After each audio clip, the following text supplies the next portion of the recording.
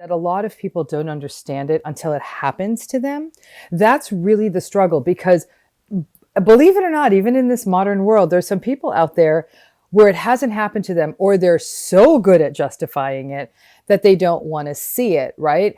And so when a person who's going through it actually turns to maybe a friend who doesn't get it, they'll often get pushback and people say, oh, that's just how they are. They're just intense. And this is not about intense. This is about something so abusive that cuts you to the core. It's an entirely different experience. And once people understand it, the only thing I've ever wanted for people is to not blame themselves, because that's what people do in these relationships. They blame themselves and say, maybe I'm not trying hard enough, and maybe I'm not this enough, and maybe I'm not that enough. So you're doing your part. You're being abused. You decide how you want to proceed. Yeah. Yeah. I think that a lot of it comes down to, for me, that I can look at and go, I never had boundaries. And so like when you don't have boundaries and you're a kind, loving, compassionate caretaker, all of a sudden you become just like, it's just, you can't see through it. So I'm curious how you evolved into this place and speaking about narcissism like you do. Did you have an experience, or is this just a progression of your profession? It's a lot of different things. I mean, initially it really started from a very professional place.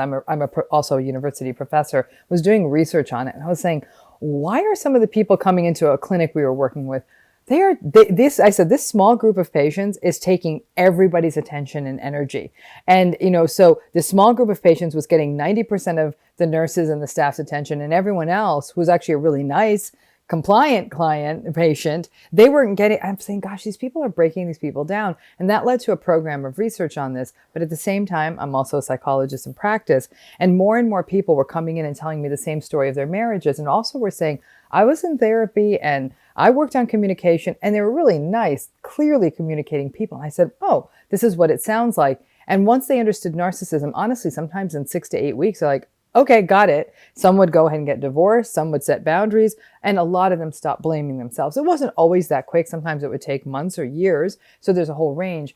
And yeah, it has happened to me. And it's ironic because even in my own life, I knew it was toxic. I knew it was unhealthy. But probably about 10, 15 years ago, I really started getting into this work. And then what I noticed was there's a huge hole in the world of mental health. Nobody wants to talk about it. It kind of feels not nice. Like, as psychologists, we're supposed to be warm and fuzzy with everyone. I said, I have worked with a lot of narcissistic patients. That's what's interesting. Probably a third of my practice. And I do great work with them, but I can see, I don't know that I want to be in a relationship with them, but I want to help them understand their impact on others. And they themselves are having a tough time too. But I don't care if you're having a tough time. You don't get to take it out on other people. So it was a mix of research, clinical interest, and my personal stuff. And it all came into this. And then nobody cared, Danica, to be honest with you. They didn't care until they cared. And it was really probably in the last 5 years in this country, things switched. The world sort of changed. We became more polarized. And when that happened, this word started floating out there much more at a public level. And then again, people started listening. I think I was talking to myself for about 10 years before people started listening. So it was all good. So do you think that narcissism is being revealed more now, or it's on the rise due to a level of polarization? I don't know if it's literally on the rise. I think a little bit. Seeing things like social media, the ability to behave badly on the internet, the kinds of people we sort of idolize in our society really are often the noisy bullies. And we idolize people with a lot of money. And narcissistic people always have more money. And so if you say, I want to be a billionaire in today's day and age, and more often than not saying, I want to be a narcissist. So it's the people we value. We don't value a teacher who knocks herself out to help kids who are having trouble learning. That's not our hero. Our hero is the person who has the jets and the rockets and all this nonsense. So part of it is what we value in our society. But I think what's happening too is that now that I think for a long time, people tolerated this behavior. They're like, that's just someone being intense. That's just boys being boys. That's just somebody being difficult. Or there's two sides to every story. I mean, I've heard every rationale for this. And I've worked with people who stayed in these marriages for 40 plus years. So they've heard all the rationales for a long time. And they almost had to go with the rationale if they were going to stay in the relationship. So I actually think this pattern has always been around. But I think we found huge ways of justifying it. And now people are saying, enough, you can't bully people at work. You can't, this is not okay. It's actually taking a real toll. And it's the toll on people that it takes that's very much a focus on my work, which is if you bully people and gaslight people and manipulate people enough, you're actually you're making them sick. And that's the piece I wanted to address. I agree. Is there, before we get on to all that, because uncovering all the tactics and ways that could be like, someone could be listening and be like, oh my God, that's me. Because that's like, I like read one that was like the top 10. I was like, oh my God. It's like a solid, like 9 out of 10 for sure. I was like, oh my God, I'm pretty sure this is an A.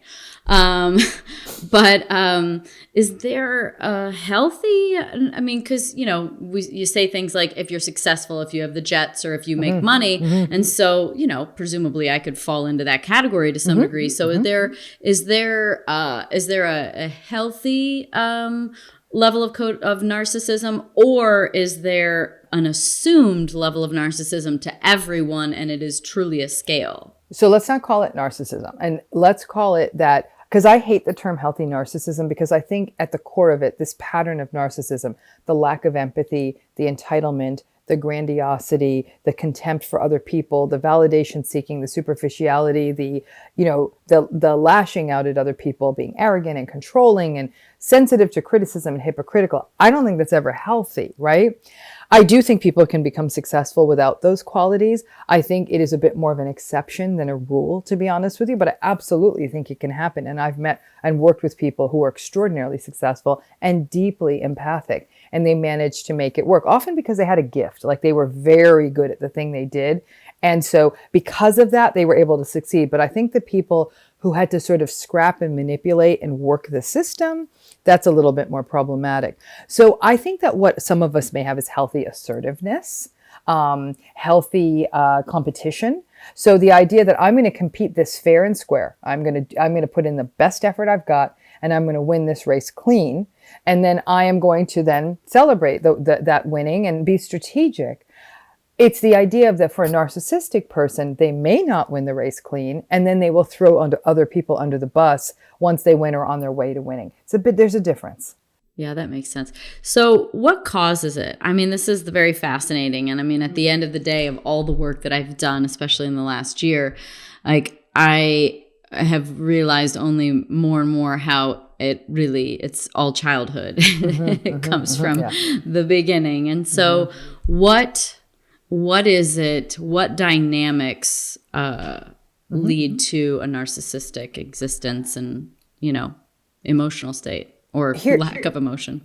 Well, here's where it gets tricky, is that narcissism is one of those destinations that that different people can get through different pathways. And some of those pathways are more tragic, and some of those pathways are actually almost more a little bit not so tragic, I guess is the only way I could put it. At the most tragic end of it, Danica, would be thinking about somebody who actually might have had a relatively chaotic, abusive, traumatic childhood. And because of that, they may not have been able to form healthy attachments during their early years.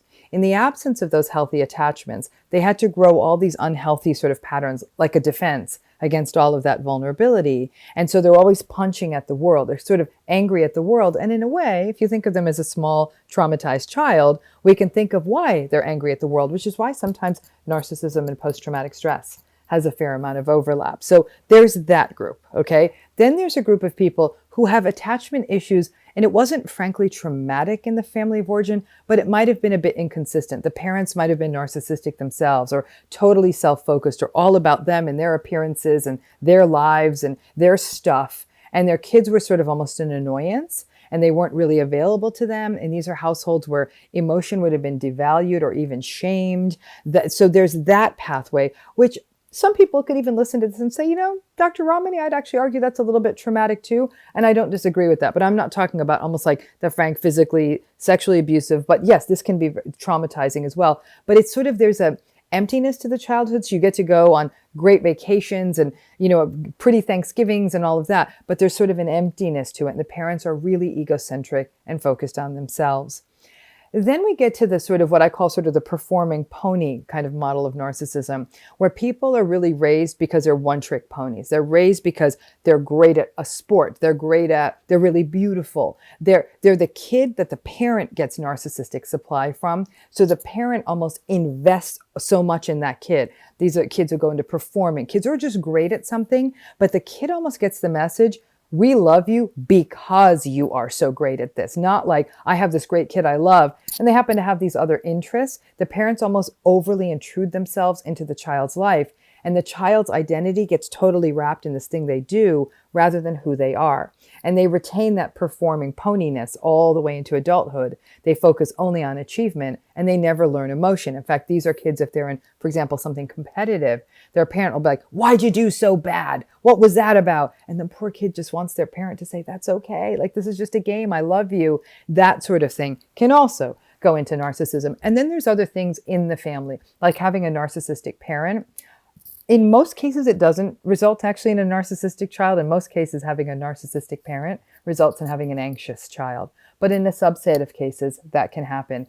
But we're really talking about issues around attachment, around emotional regulation, how much the child learns to regulate their emotions. The less of that they're taught, the more likely they are to become narcissistic. And then how narcissistically the parents behaved.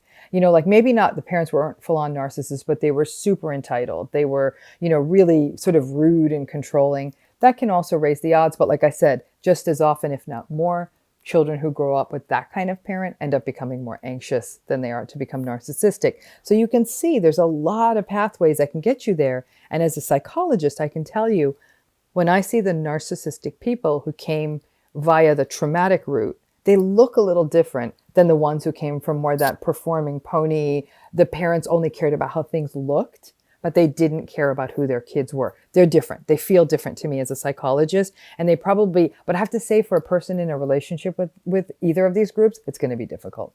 There's no getting away from that. You had touched on this, and it's a question that I have. Is codependency, because anxious could maybe presumably be sort of pushed into the codependent side. Is that accurate? So let's talk a little bit about codependency, because it's a tricky term. Because here's where it gets interesting. Let's talk first about anxiety with narcissism, and then this thing called codependency. A lot of people think because narcissists are so braggy and grandiose and look how great I am, that they think that they must be confident. And they're actually less confident than the rest of us because they're so braggy. Like, you wouldn't be bragging. Like, if you're great, you're like, oh, thanks so much. And just what I do and I practice and whatever. But the folks who really, really have to put on the big grandiose shows of, look at me, I'm wonderful, there's a deep, deep insecurity and frankly, a deep anxiety that underlies that. And the anxiety is very much about, they're going to really, and it's not like it's conscious. Like, at a deep level, there's the sense of, I'm not perfect. Somebody's going to see I'm not perfect. I'm going to get rejected. And worse, I'm going to be shamed. And that constant fear of that means that the minute somebody critiques them, they completely lose their minds. They go completely rageful. They throw a huge tantrum. Everyone either is scared of them or what the heck. And then they feel ashamed of that reaction. And then that makes them mad again. And that's why you're constantly in these sort of anger cycles with narcissistic people. So that's where the anxiety piece is on the narcissism side. A lot of people who end up in relationships with narcissistic people have the tendency to call themselves codependent. And I always say to them, put the brakes on, because I'm always a little afraid of that label. Because what codependency implies is also I don't want to say a deficit, but like a not like a vulnerability and a not getting it. Like a codependent person is almost, completely unaware, clueless, call it what you will. In my work in narcissistic abuse, I wouldn't disagree that there's a subset of people who might fall more into this sort of codependent, I have to prove myself for love, I have to earn love, I'm going to stay with the broken person and rescue them, I get my self-esteem out of how well my partner's doing. I don't disagree there's a subset. But I have to say, Danica, a lot of people I've worked with who wrote themselves off as codependents, and then I just basically did some basic education on narcissistic abuse. So I said, are you telling me this person is not going to change? I said, honey, I'm telling you this person is not going to change. And they said, that is all I needed to hear. And they really do kind of pop out of it. Either they say, I'm just going to cultivate a life outside of this relationship where I'm getting out. To me, that doesn't feel like codependency. To me, that feels like a lack of knowledge.